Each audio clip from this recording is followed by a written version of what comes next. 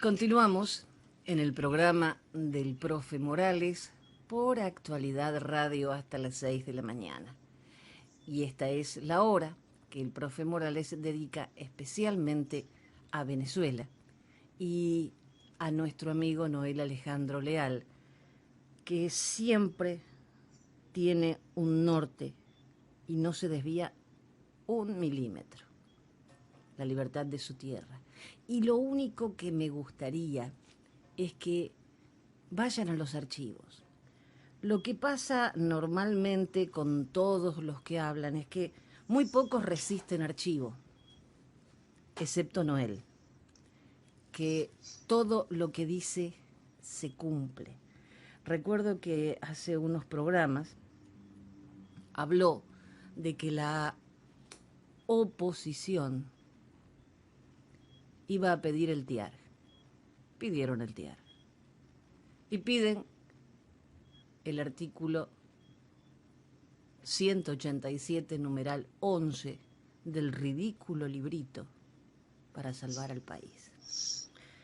Noel Alejandro Leal, muy buenas noches. Buenas noches, Jenny. Buenas noches. Sí, bueno, lo que pasa es que es muy predecible, ¿no? Porque cuando se entiende que cuál es la estructura política que gobierna, que nos rige, cuando entendemos que estamos bajo un régimen socialista, izquierda carnívora gobernando, izquierda vegetariana en la supuesta oposición, uno sabe qué buscan, cómo se van a ir compartiendo cargas, cómo van legitimando espacios. Bueno, la misión principal de ambos es mantener al país dentro de la celda asquerosa que es el librito ridículo, para poder estar por siempre bajo la lápida aún más asquerosa que es el legado de Chávez, pues.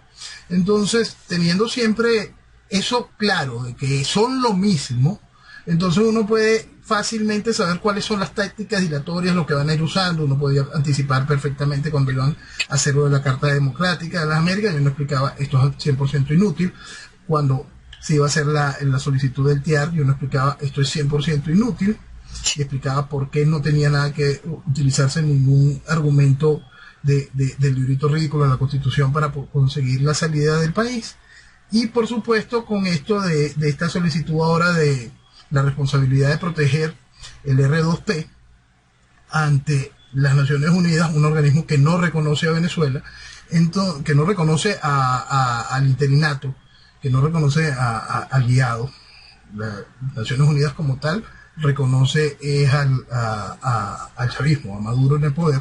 Entonces uno sabe exactamente cómo es el chiste, qué es lo que van a hacer, para qué lo van a hacer y cuál es el fin último. El fin último es la permanencia de la tiranía por cualquiera de las vías. Las alternativas es ponerse ellos por un ratico y promover una especie de chamorrazo y que pueda volver de inmediato a la izquierda carnívora. Las maneras como pueden volver la izquierda carnívora es a través de la estructura del chamorrazo, el juego electoral futuro, o simplemente por la fuerza, con un país que hoy está virtualmente destruido, que no cuenta con ningún tipo de instituciones. Entonces es fácil poder hacer las apreciaciones de qué es lo que van a hacer. Y aquí estamos en esta realidad, pues, en el chiste continuo. Lo que me da un poquito de esperanza es que hay gente como Julio Borges que se dio cuenta que se avecina un fraude monumental. Eso es un avance. Es un avance increíble. Julio Borges se dio cuenta de que viene un fraude monumental, ¿no? Claro. Tú sabes que es bien interesante que después del fraude del año 2004, que fue realmente increíble, simplemente le voltearon los números a la realidad electoral de lo que había sucedido en aquel entonces, asunto que ya habíamos previsto. Cuando tú hablas de eso, que aguante archivo, hay un artículo mío del 2003 hablando sobre cuando se puede hacer el referéndum revocatorio, y explicamos de una vez que el mismo tendría características fraudulentas, y hablábamos el porqué, y hablamos del control de las comunicaciones en aquel tiempo por el Departamento de Líneas Muertas de la CanTV. Poníamos la observación sobre las dos empresas que formaban el consorcio CBC. La S pertenece a Smartmatic. Entonces, cada una de esas cosas fueron explicadas mucho antes de que sucediesen. Bueno, después de ese fraude tan impresionante, el país quiso volcarse en una decisión que ya el país ha sido engañado con respecto a esa decisión varias veces. La decisión del país fue desconocer todo el sistema, toda cosa de esta. Y cuando vino las elecciones de la Asamblea Nacional para el año 2005, tuvimos un fenómeno de abstención realmente impresionante. El CNE admite para aquel entonces una abstención del 74%.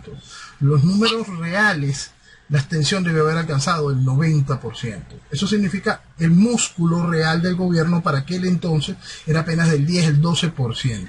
Es muy importante que se tenga en cuenta, el gobierno que acababa de voltear los números en el referéndum revocatorio para Chávez, en el 2005, ante la masiva abstención, colocándole aún valor a los números del CNE, significa que el músculo electoral de Chávez para aquel entonces era tan solo del 26%.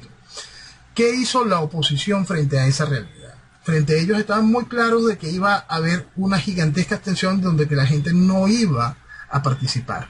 Entonces pusieron a sus representantes más babosos, en este caso fue Henry Ramos Alú, a admitir no podemos participar. 2005, ¿ok? No podemos participar, estas elecciones van a ser fraudulentas, tenemos que dejarlos solos, que se mientan y todo lo demás. Todo eso es esa realidad y esa fotografía es importante que se tenga en cuenta, porque Julio Borges sí participó en esa elección. Julio Borges y Capriles fueron los dos representantes que dijeron de manera clara de que ellos iban a participar y votaron en aquella elección llevándole la contraria a todo el país. Hoy al país se le castiga y se le dice que fue un gran error la abstención del año 2005. ¿Por qué? Porque ¿qué fue lo que hicieron todas esas figuras? Todas. Julio Borges, Ramos Alú, todos se volvieron a reunir y reconocieron de inmediato esas elecciones. Unas elecciones, te repito, con una abstención de acuerdo al CNE superior al 74%. Y fueron y les reconocieron y les volvieron a dar tratos de diputados a cada uno de estos, de las planchas que montó el chavismo. Al país se le acusa, se le dice que eso fue un gran error abandonar aquella Asamblea Nacional. Ok, vean los resultados de la Asamblea Nacional donde supuestamente se obtuvo un triunfo.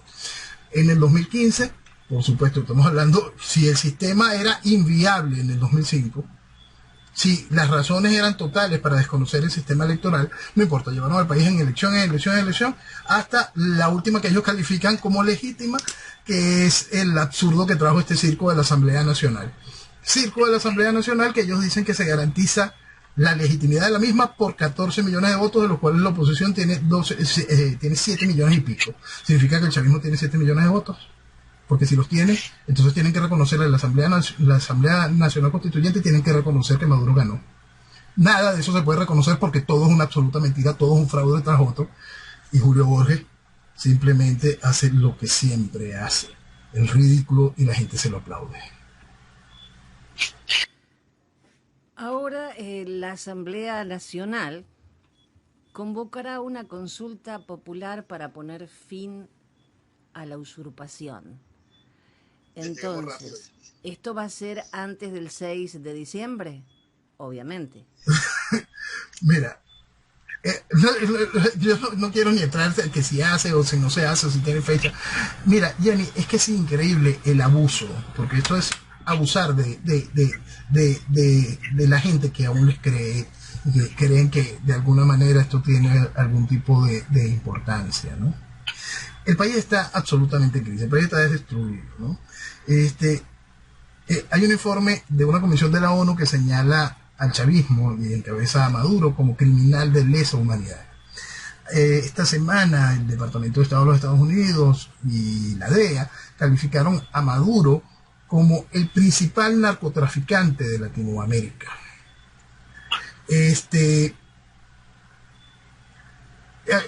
No quiero ni siquiera ponerme a citar la cantidad de cosas que fueron objeto de esta consulta, ¿no? de las consultas previas, porque hasta para cuando ellos se hicieron diputados en este último chiste del 2015, la idea era ponerle fin al gobierno, y por eso es que la gente fue y le volvió a creer y votaron por ellos, ¿no?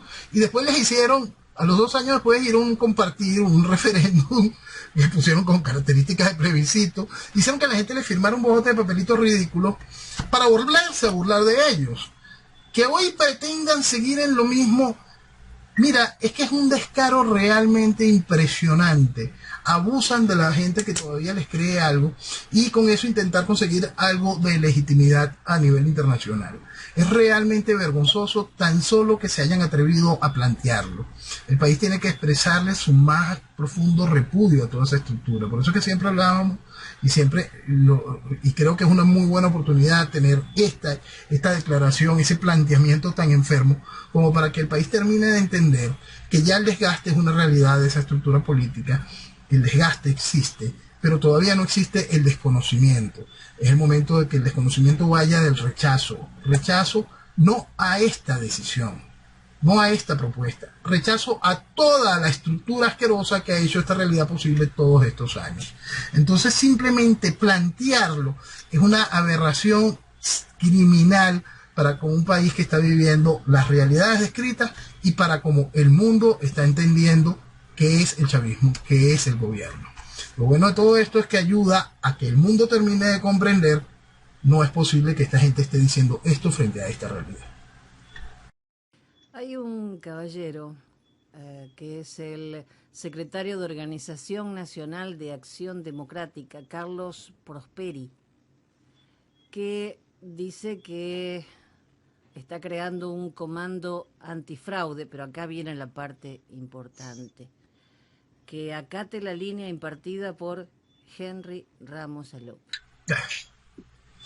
Y es así, y ellos siguen en ese mismo círculo. Y duele, ¿no? Porque siguen en el mismo círculo y siguen manteniendo a la gente en ese mismo vacío. Por eso hace muchísimo tiempo conversábamos y yo le explicaba a la gente que si entendieran la importancia del escenario internacional, si entendieran la influencia de China, Rusia, Irán, Turquía en nuestra realidad, si entendieran lo que es Venezuela hoy, esta ficha de cambio entre esta cantidad de situaciones internacionales, si entendieran el proceso neocomunista fundamentalista, si entendieran un solo producto, una visión más amplia aún, el proceso económico próximo de ataque contra el dólar como moneda y el refugio que significa el oro y lo que es Venezuela en oro, si entendieran un poquito algo de esas realidades, ¿tú crees que le pararían algo a la gran sarta de pendejadas que salen de los miembros de la Asamblea Nacional o de la estructura política tradicional venezolana? No. Pero el país se niega a entender esas partes de la realidad y todavía le presta oídos a eso, a esos chistes, a esas mamparas delincuenciales que lo único que hacen es vestir de democracia todo el andamiaje tiránico. Entonces el país tiene que enfrentar y ponerle el ojo a esas realidades, tiene que terminar de comprender lo que vale Venezuela, lo que significa Venezuela en el escenario internacional actual y culminar de asumir que lo que cuenta el país como su representación tradicional política es realmente bagazo. Es más, es basura simplemente, porque hasta del bagazo, los portugueses, el bagazo de la uva, los portugueses hacen la bagaceira, que es un licor bastante interesante. Basura. Hablando de, seguimos con la basura, Enrique Capriles anunció que no participará en las elecciones si no son aplazadas. Ok, vamos a hacer una disección de la realidad. La realidad tiene dos partes. Pues la primera, el negocio estaba montado, Borrell forzaba a la Comunidad Europea, Guterres se encargaba de la ONU y se enviaban comisiones y se podía hacer la elección. ¿Ok? Viene el primer misil. El primer misil, el informe de esta comisión de la ONU que dice, no se puede, mira, Maduro es un genocida. ¿Es un genocida? Bueno, la respuesta de inmediato de Borrell y por supuesto de todos los demás, incluyendo Capriles, es entonces tenemos que retrasar las elecciones. Porque el señor es un genocida. Más o menos hasta que la gente se le olvide un poquito, ¿no? Sí, más o menos hasta que la gente se le olvide un poquito que le habíamos dicho genocida, vamos a retrasar las elecciones, porque el señor en 6 meses arregla todo aquello y ya es un demócrata, la cual se puede someter a elecciones. Lo cierto es que Capriles, por supuesto, acelera su decisión porque la justicia norteamericana es muy noble. Porque la justicia norteamericana insiste en querer buscar, la administración, en dado caso, la administración Trump, insiste en querer buscar algún tipo de salida económica, donde ellos no tengan que hacer una intervención real frente a esto, ¿no? Y buscan que exista algún tipo de espacio político acordado, más o menos decente, en el cual exista, aunque sea un cambio de fachada, de maquillaje, y que pueda haber algo en el país que demuestre, mira, salió Maduro.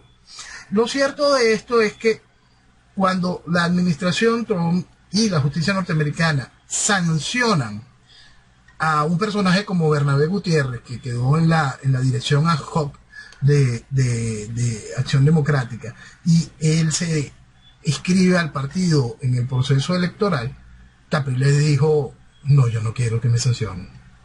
No. Y Borrell dijo, pero esos son los gringos, en esto no te puedo ayudar yo, entonces yo hasta aquí. ¿Qué es lo que tú estás diciendo? ¿Que hay que retrasar las elecciones? Bueno, vamos a retrasar las elecciones, pero yo en esta no juego por un ratico. Pero, repetimos, por un ratico. La cochinada continuará. Josep Borrell ahora se le viene complicado porque el próximo miércoles tiene que comparecer ante el Parlamento Europeo para exponer lo que va a pasar y por qué va a haber elecciones. Entonces, no sé cómo la va a llevar, porque la portavoz del PP dice que el Parlamento decidió que Borrell dé explicaciones por la misión que envió a Venezuela y que no se puede blanquear un régimen como el de Maduro. Así que no sé cómo la llevará. Mira, les llevará con el mismo caradurismo que siempre lo he planteado. Bueno, va a hablar de la crisis y que como la solución siempre estará a través de la consulta a los pueblos.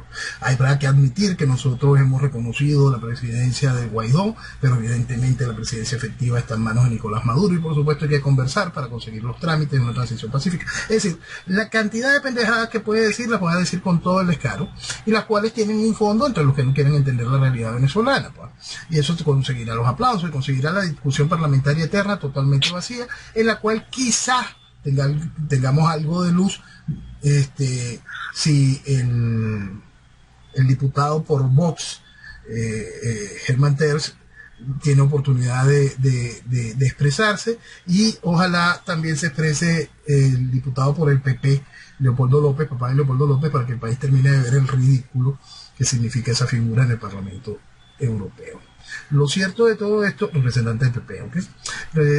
Lo cierto de todo esto, el mismo que paró un documento de sanciones contra Maduro propuesto allá. Bueno, entonces Borrell va a presentarse con todo su caradurismo y va a explicar que ellos aconsejan que la estructura de gobierno tiene que ceder en el asunto de mover las elecciones para 6 meses.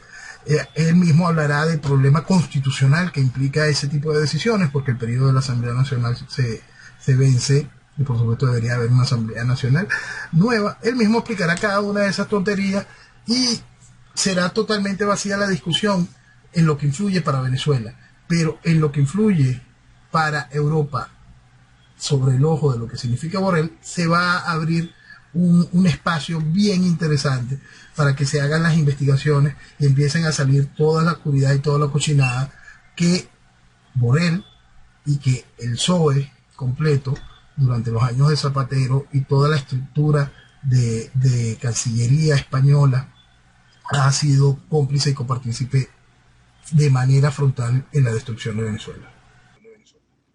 El gobierno ya se expidió con el Ministerio de Exteriores, que descartan cualquier idea de prórroga. Sí. Por eso, porque el gobierno se arropa en la Constitución. La Constitución dice... ¿Perdone, Yanni? No, te decía que hay que cumplir con el librito. Exacto, hay que cumplir con el librito ridículo que dice que el periodo de la Asamblea Nacional se venció. Entonces, si usted defiende el librito ridículo, usted entienda que el periodo de la Asamblea Nacional se venció. Ahora, con respecto al librito ridículo y toda esta serie de realidades. Aquí un grupo de juristas y grandes doctos de la jurisprudencia y del legoleyerismo absurdo han generado sendos documentos donde explican que de acuerdo a una doctrina sobrevenida de los actos autoritarios de diversos gobiernos, se hace evidente que tiene que haber un proceso de reconstrucción de la Constitución, y si esta misma está siendo atacada por el gobierno, y de allí se sacan un dictamen donde explican la viabilidad de la continuidad de la Asamblea Nacional. Es decir, basado. Entonces, todo esto es una fantasía jurídico-leyerista vacía que está allí. Es totalmente ridícula. Pero en estos días sale un artículo publicado donde inteligentemente describen que eso es una soberana estupidez frente a la realidad política. Es una estupidez tan grande como la había sido el Tribunal Supremo legítimo que nombró esta Asamblea Nacional, que hemos explicado más de una vez porque simplemente es un chiste y como no tiene ningún tipo, absolutamente nada que ver con la realidad política. El asunto es que el artículo hace muy bien el atacar ese vacío jurídico y recomiendan en el mismo artículo participar en las elecciones. Porque la respuesta es electoral. Entonces es una discusión tan ridícula entre los que paga Capriles por los que paga Leopoldo para que den algún tipo de conclusión, totalmente lejos de la realidad por lo que pasa en el país, que es realmente vergonzoso. Por eso es que es muy importante que la gente entienda que esto a todos hay que dejarlo atrás. Esta semana hubo un video muy interesante, el cual agradezco mucho, por parte de Santiago Abascal, el vocero de Vox, el líder de Vox, donde habla sobre Venezuela y habla sobre esa falta de oposición que estaba reuniéndose para participar en la elección. Se agradece el video, se agradece que estén muy conscientes del asunto de Venezuela, pero entiendan, esa oposición no es toda. Aquellos que decían ahorita, representados en Guaidó, que no iban a participar, son lo mismo y son peores. Todo es un solo ciclo. No hay allí nada que salvar. Es ese cojín que está infectado con pulgas. No pretende sacar pulgas de ahí, lo que va a sacar son pulgas. Cuando digo que la gente vaya a archivos, es porque este titular lo venís diciendo hace muchísimo tiempo. La crisis alimentaria en Venezuela es peor que en Siria, Etiopía, Sudán y Haití. ¿Cuántas veces lo dijiste? Mucho. Hay un artículo del 2008 donde hablo, es posible la hambruna en Venezuela, y explico cada uno de los motivos y cómo la hambruna es parte fundamental del rompecabezas ideológico para controlar una nación como Venezuela. Eso está ahí en un artículo del 2008. Entonces, eso también entra en el proceso de ir empeorando. ¿Ok? ¿Por qué? ¿Por qué? Porque el dinero, el poco acceso al dinero, lo que puede obtener alguien que no esté recibiendo algún tipo de ayudas, o que no tenga aquí su ingreso en dólares, y en dólares más cercanos cada vez a lo que sería una cotización internacional del trabajo, está totalmente lejos de la realidad. Hace poco hablábamos de ese esquema de la dolarización de la economía y cómo la gente estaba cada vez dejando para la vida estrictamente la compra de comida e intentaban cancelar los servicios públicos. Durante el tiempo que dure la pandemia, hay una orden para que la gente que no cancele servicios públicos no se les corten, pero la deuda se le va acumulando, ¿no? Los servicios públicos todos han ido aumentando de una manera grande para el que, repito, sus ingresos son limitados en bolívares o muy limitados en dólares. Son costos que cuando uno los traduce al carácter internacional siguen siendo realmente bajos. Pero el asunto es que aquí estamos lejos del ingreso internacional, realmente lejos. Entonces, esos costos van a seguir alterando a la sociedad.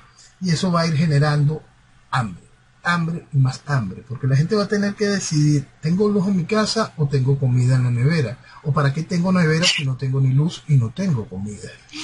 Hacia allá va a llevar la revolución a Venezuela, y siempre de una manera democrática gracias a la oposición. Lo cierto de todo esto es que para cualquiera que se tome en serio lo que es el socialismo, se sabía hacia dónde íbamos. ¿Por qué? Porque el socialismo siempre, siempre mata.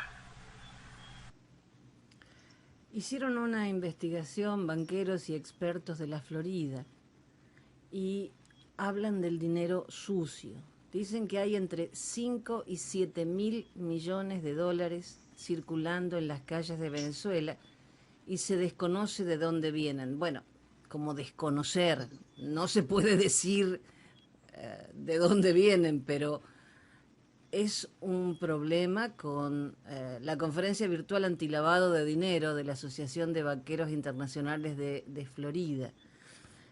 Los riesgos de operar con clientes de Venezuela están aumentando porque con la dolarización de la economía, hoy el salario mínimo es 0.92 centavos de dólar. Sí. Tú sabes que eso es otro dato interesante, puede sonar incómodo que lo traigamos a colación, pero es un punto bien interesante.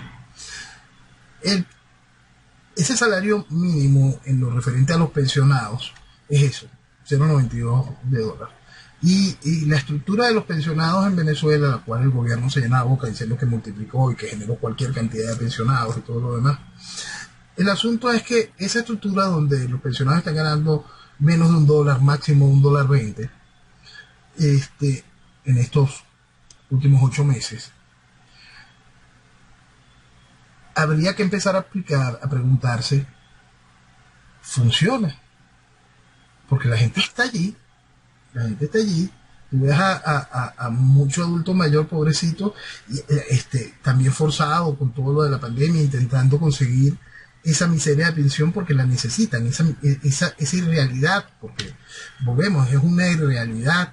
Cuando tú estás hablando de que puedes traducir eso a bolívares, son 400.000 bolívares si tienen suerte, y esos 400.000 bolívares es un poco más que una docena de huevos. Eso es lo que hay, esa es la realidad. Entonces ahí uno viene a hacerse la pregunta, entonces, ¿de verdad el sistema de jubilación venezolano tiene algún tipo de sentido? ¿Cómo es posible qué es lo que está sucediendo allí? Como en toda la economía venezolana, lo que está sucediendo es algo absolutamente ficticio. Venezuela sobrevive por una inercia extraña, sobrevive gracias a las ayudas de muchos venezolanos que están por fuera, y sobrevive porque dentro de todo la solidaridad del venezolano con el venezolano aquí adentro no se ha perdido a pesar de tanto palo, y ojalá perdure, porque esto va para peor en ese sentido, porque el esquema de destrucción de la economía es inevitable. El bolívar simplemente ya no sirve ni como referencia alguna, no tiene valor ni la más mínima importancia. El gobierno ya ni se preocupa por restarle la cantidad de ceros que tendría que restarle para hacerlo viable, no se preocupan por imprimir dinero, porque ¿para qué? Pueden mentir lo que quieran a través del dinero electrónico. Y mientras tanto se sigue depreciando la moneda. El gobierno feliz con la dolarización y buscan cómo hacer del petro algo viable. Mientras tanto sueltan disparates, permiten la apertura de cuentas en moneda extranjera, las cuales no puedes transferir de otro banco, sino en el mismo banco. Buscan la manera de seguir manteniendo algún tipo de control. Y por cierto, ahora hay un nuevo mecanismo de control hasta para los mineros del Bitcoin. Entonces no hay espacio, por supuesto, en el socialismo la libertad no existe de ningún tipo. Y todo eso va en pro de la continuidad de la destrucción de la economía. Tú sabes que hace una semana había un foro en lo que queda de un diario de este país. El foro era una discusión de cómo reactivar la economía post la pandemia. Y yo diciendo, pero ¿cómo puede ser esta gente tan aberrada? ¿Cómo pueden estar hablando de ese problema de la economía nacional? Es la pandemia.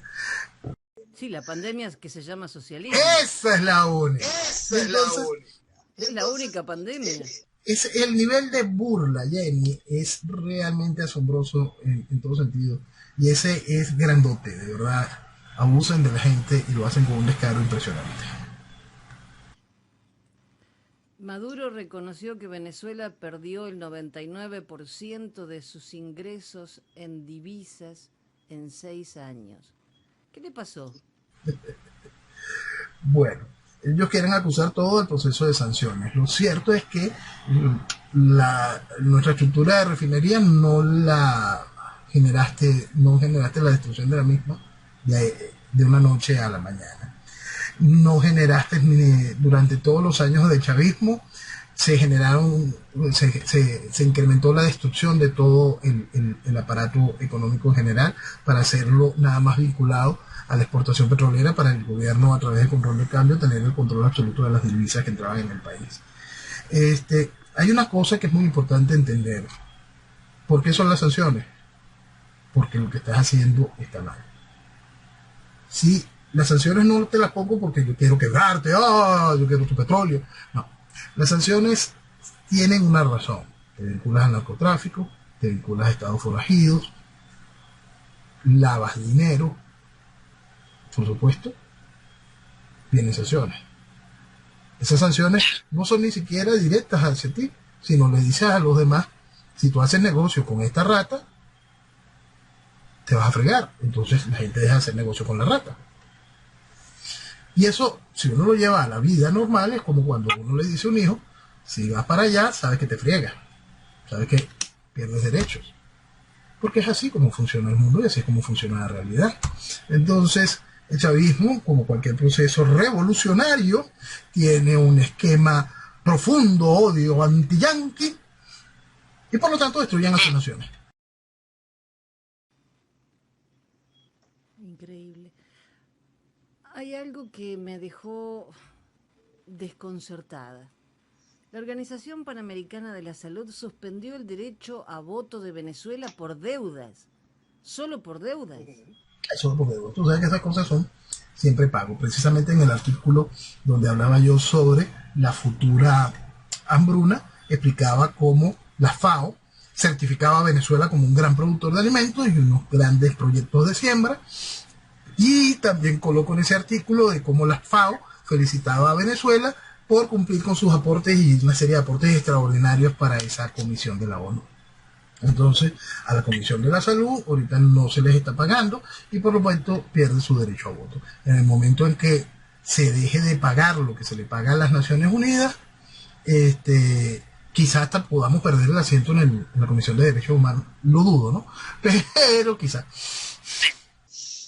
Pero mi desconcierto viene a que a la Organización Panamericana de Salud suspende el derecho a voto por los casi 8 millones de dólares impagos y no por toda la gente que está muriendo por falta de atención médica en Venezuela.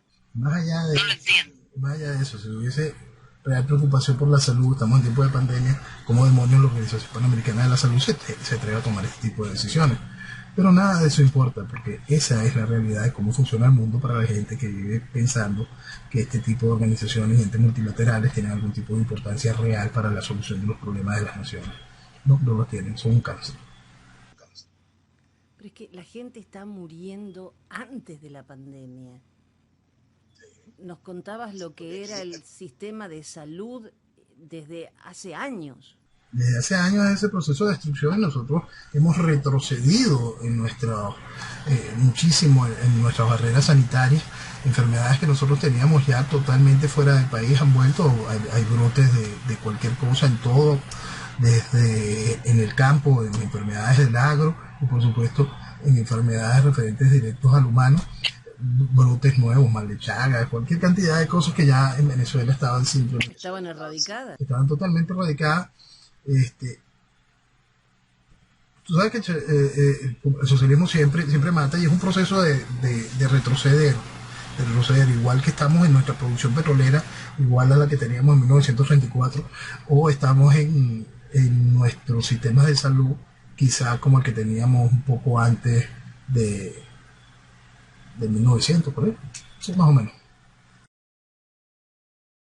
El señor Maduro anunció un nuevo sistema de distribución de combustible porque el miércoles llegó el segundo tanquero con gasolina procedente de Irán.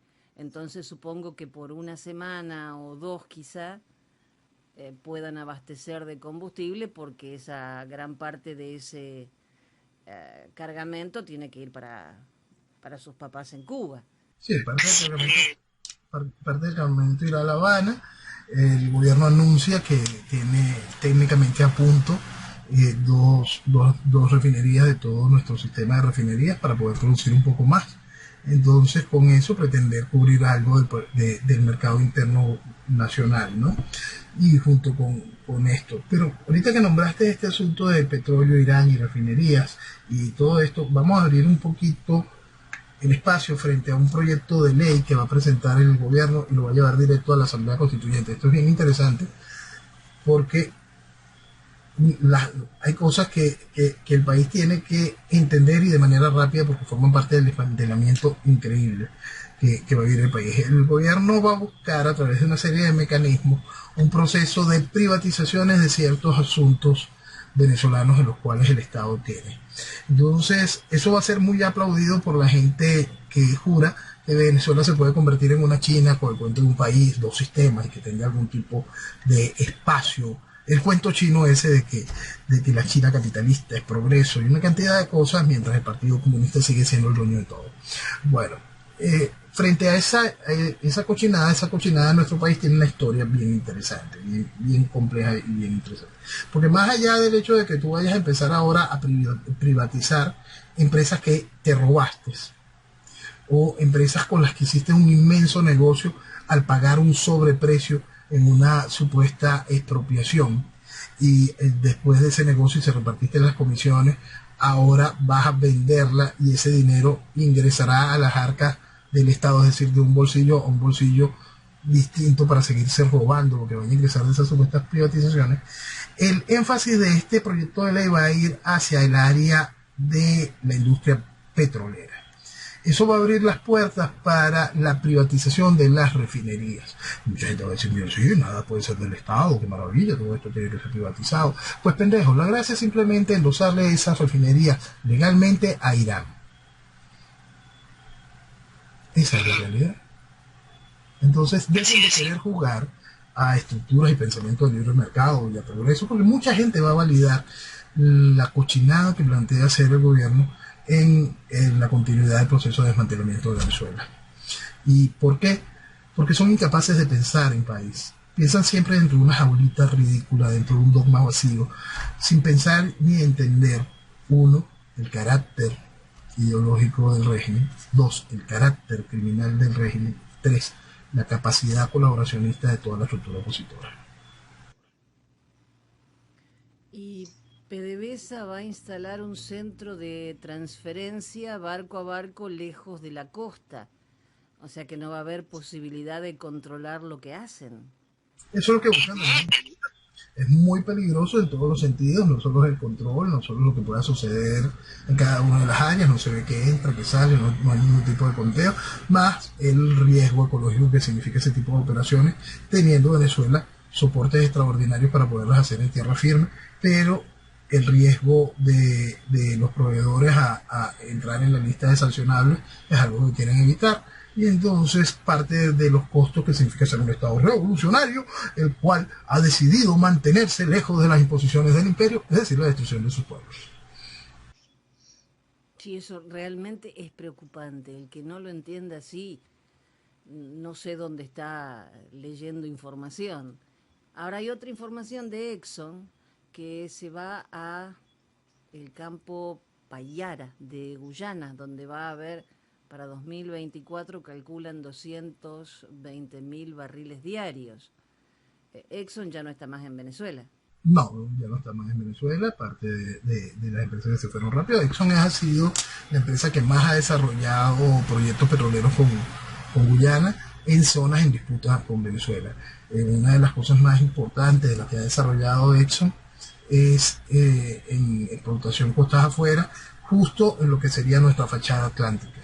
Entonces, es parte del legado de Chávez, ¿no? Porque Chávez también le reconoció a Guyana la facilidad de exploración en ese campo y todo lo demás. Parte de la entrega por partes que ha ido siendo el chavismo, el socialismo, el castelismo de lo que es mi país. La refinería de Amoy es donde fue el barco este iraní. Eh,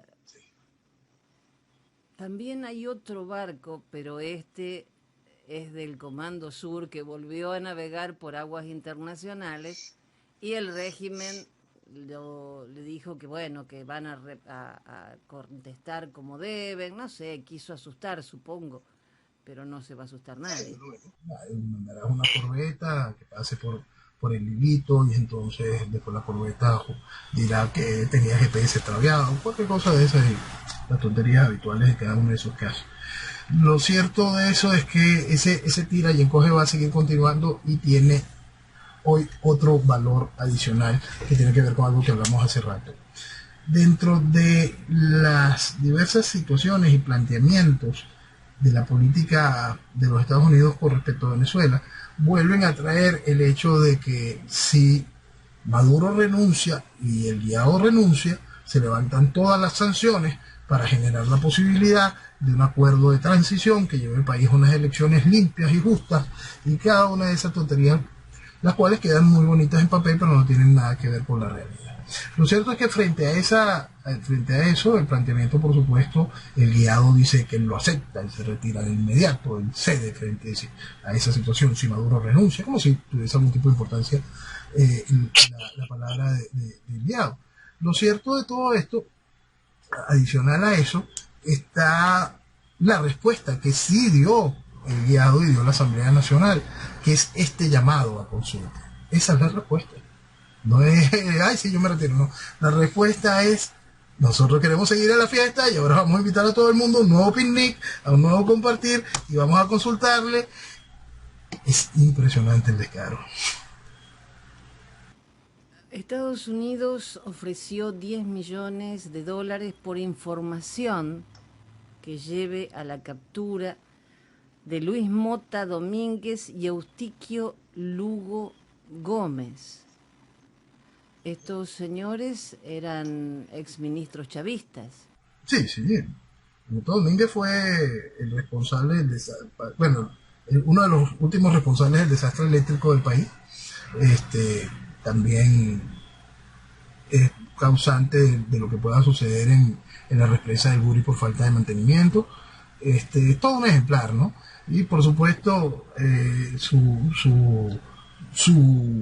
precio que le acaban de poner por información, ese colocarlo en el cartelito, tiene que ver con movimientos con oro crudo, lo que dice, oro no procesado, que debió haber tenido repercusiones en caminos non santos, y eso encendió las alarmas.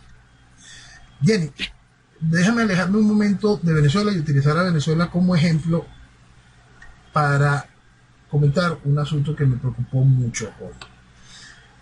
Hay una encuesta en Bolivia, ya vimos la presidenta Áñez decidió, por supuesto, que ella no iba a participar en el proceso electoral próximo. ¿Por qué? Porque está muy mal en las encuestas. Y la encuesta dice una cosa que es realmente preocupante. El principal partido con posibilidades de triunfo es el partido de Evo. El segundo partido con posibilidades de triunfo es un partido cercano a Evo. El tercer partido con posibilidades de triunfo cuenta con Mesa, que es un hombre que tiene un increíble nivel de rechazo. Entonces no vamos a jugar las partes positivas de Mesa, no vamos a hablar del increíble nivel de rechazo, lo cual hace imposible que el resto de la gente se pueda identificar con el candidato. Entiéndase cómo funciona eso. Porque así hacen que la gente decida o no participo o simplemente sigo el juego. Por eso es que es tan importante entender qué es lo que pasa cuando se juega la democracia después de un proceso revolucionario. Vuelven de inmediato, o por vía democrática por el voto, vuelven legalmente, o por vía democrática por el voto, o simplemente volverán por la fuerza cuando lo decidan. Y si el país que acaba de poner fin al proceso revolucionario no decidió establecer una dictadura y comenzar la persecución a los causantes de la destrucción de su país, simplemente esa destrucción volverá y acabará con la poca institucionalidad que le dio luz a la oportunidad que viven hoy en Bolivia. Es muy triste y es una cosa que los países tienen que terminar de comprender, en especial Venezuela. Lo que no se comprende es, bueno, no se comprende, no entra en la cabeza que Argentina ahora haga las declaraciones ridículas que hizo el representante ante la OEA, hablando de Venezuela y pobrecita Venezuela, que el imperio la ataca, y la respuesta que le dio el subsecretario adjunto de Asuntos del Hemisferio Occidental del Departamento de Estado, Kevin O'Reilly, es para aplaudirlo. Porque fue muy triste, muy triste. Hoy precisamente una persona en Twitter, un argentino, me manda unas declaraciones de Fernández, donde dice a la gente: ahorren en yuanes. Entonces, esa persona de inmediato me manda eso y me manda el recorte de Maduro diciendo ahorren en yuanes, y me dice: no, es que la revolución es una sola. La revolución es una sola, forma, fondo, todo es una sola cochinada, igualita, es un libreto perfecto. Entonces, argentinos, de San cuál es la página que viene, ¿no? Entiendan que lamentablemente los procesos revolucionarios, y ahorita en el caso argentino, distinto al paso de Venezuela, va a contar todavía con un soporte popular muy interesante. En Venezuela eso no existe. En Venezuela están los colectivos para hacer bulla y la gente que tiene lo que se llama aquí un bozal de arepa, una oportunidad de conseguir algún tipo de beneficio del gobierno. El resto del país está tan ocupado en sobrevivir que no piensa en vivir, y por eso es que el país está en esta a la deriva, pues, en ese sentido. Pero Argentina tiene que ser muy claro con respecto hacia dónde va su proceso revolucionario, y decírselo de manera muy, muy fuerte a la gente. No ocultarlo con mentiritas ni banalizando la realidad. Lo cierto es que el proceso de destrucción que va a vivir la Argentina se acelera antes de que pierdan ese pequeño colchón social, ese pequeño respaldo que todavía tienen. Entonces, es realmente peligrosa la situación y el futuro inmediato de Argentina en ese sentido. Me da un poquito de esperanza el que la gente está saliendo, convocada por las redes, está saliendo a la calle, pero estoy con un poco de preocupación porque la persona que piensa, lamentablemente, no es la mayoría. Y si me permitiste, voy a leer algo que escribió Juan Bautista Alberdi en 1853. Argentina, 1810-1816, tuvo libertad e independencia. Hablamos 1853. Pasaron muy pocos años. Y dijo Alberdi: la ignorancia no discierne. Busca un tribuno y toma un tirano. La misericordia no delibera, se vende. Alejar el sufragio de manos de la ignorancia y de la indigencia es asegurar la pureza y acierto de su ejercicio. Algunos dirán que es antidemocrático, pero la democracia, tal como ha sido ejercida hasta ahora, nos ha llevado a este triste destino. ¿Voto calificado? El voto tiene que ser calificado. El voto tiene que ser calificado, por eso es que los países que están mejor en el mundo, cada una de las constituciones lógicas de lo que te marca un índice real de desarrollo de sus pueblos, tienen sistemas electorales de segundo grado. Y por eso es que los demócratas quieren acabar con el esquema de colegios electorales y llevarlos todos a elecciones tumultuarias en los Estados Unidos. Voto calificado, elecciones de segundo grado, todas esas cosas que los progresistas odian y que toda la izquierda odia, es necesaria para poder controlar la salvajada del impulso arrebatado que puede llevar hoy de nuevo al partido de Evo al poder. Cosas así, cosas como esta, pues, que lo que nosotros vivimos en Venezuela. Tú sabes que lo que es más triste también con respecto a ese voto calificado en el caso venezolano también sería un fracaso, y es otra cosa realmente preocupante, porque aquí nuestra estructura técnico-profesional del más alto nivel ha creído en esta oposición. Entonces el discernimiento político tampoco se basa en eso. Es una cosa aún más preocupante. Y otra cosa que para mí también es importante, aunque me la piden, es la inmigración calificada. Ah, sí. Y yo lo repito constantemente. Aquí en Venezuela nosotros tuvimos un fenómeno extraordinario durante el periodo de la dictadura del general Marcos Pérez Jiménez. Hubo una inmigración calificada de altísima calidad que ayudó a la construcción de Venezuela y éramos unas puertas abiertas hacia ese mundo que estaba siendo víctima de la posguerra.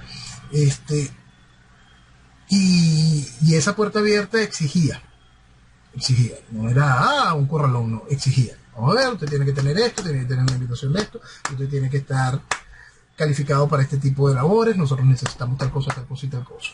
Y así se hizo Venezuela, así se hizo esa Venezuela faro de libertad, esa Venezuela por derecho de desarrollo, ese capital, esa Suiza de América, ese potencial extraordinario se hace a través de eso, de una migración calificada. Después vino la democracia tan noble, ella abrió la puerta hacia todos los pueblos latinoamericanos y por supuesto entre mucha gente buena vino muchísima gente mala que ha contribuido a ser una carga social, quieran o no lo quieran. Una realidad es igual que la realidad que los venezolanos de hoy pintamos por el mundo. Las primeras oleadas, gente de altísima calidad.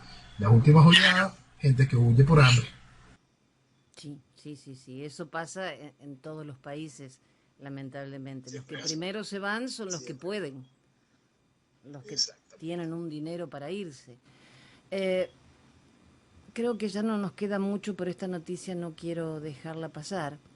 Un general venezolano, José Salazar Heredia, tras el informe de la ONU, calificó de aberrante y nauseabundo que haya oficiales torturando a compañeros de armas. Si la ONU no hacía el informe, ¿él no se enteraba? Lo que pasa es que es muy difícil, y ahí sí vamos al asunto militar y las disposiciones de lo que existe en Venezuela y todo lo demás.